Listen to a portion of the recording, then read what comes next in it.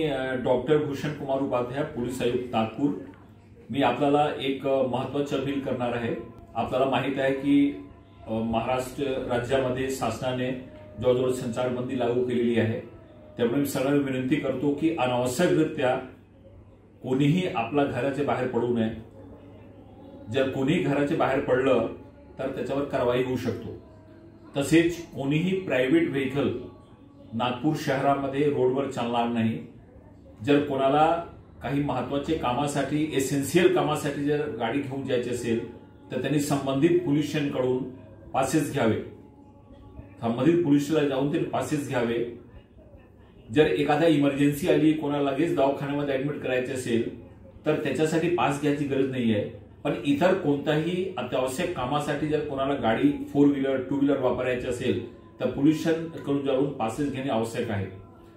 पत्रकार बंधू आहेत किंवा गव्हर्नमेंट सरकारी कर्मचारी अधिकारी आहेत, त्यांनी आपला जोड आपलं ओळखपट ठेवावे आणि पोलिसांनी जर विचारलं तर द्यावे।